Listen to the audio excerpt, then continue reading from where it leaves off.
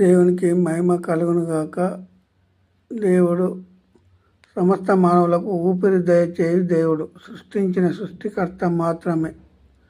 అది యేసుక్రీస్తు ప్రభు.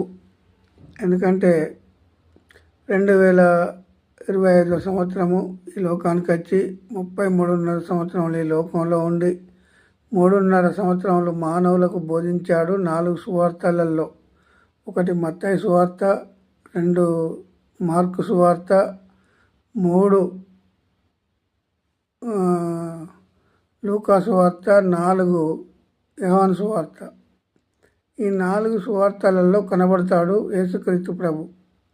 4 సువార్తలు తప్ప ఎక్కడ కనబడడు. ఈడ ఆయన యేసుక్రీస్తు ప్రభు శరీరధారిగా వచ్చి 33.5 సంవత్సరములు ఈ లోకంలో ఉండి 3.5 సంవత్సరములు మానవులకు బోధించి నాటి నుండి నేటి వరకు అర్థం చేసుకుంటూనే ఉన్నాము.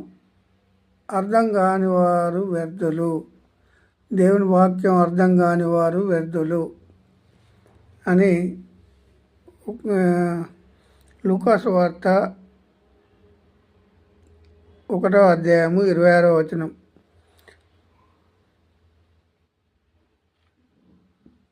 6వ నెలలో గాబ్రియేలను దేవదూత గలిలయలోని నజరేతను ఊరిలో దావీదు వంశస్థుడైన యోసేపును ఒక పురుషునికి ప్రదానము చేయబడిన కన్యక యొద్దకు దేవుని చేత పంపబడెను. ఆ కన్యక పేరు మరియా. ఆ కన్యక పేరు ఏం పేరు? మరియా. ఆ దూత లోపలికి వచ్చి ఆమెను చూసి, దయాప్రాప్తురాల, నీకు శుభము, ప్రభువు నీకు తోడై ఉన్నాడని చెప్పెను.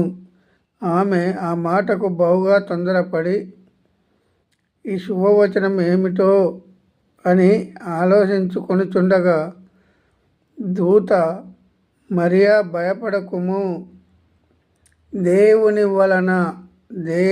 వలన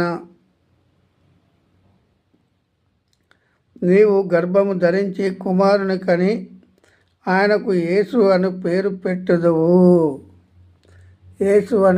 పెట్టుదువు అని ఇక్కడ వ్రాయబడి ఉన్నది. ఈ వాక్యము ఎంతమంది అర్థం చేసుకుంటున్నారో, ఎంతమంది అర్థం చేసుకుంటలేరో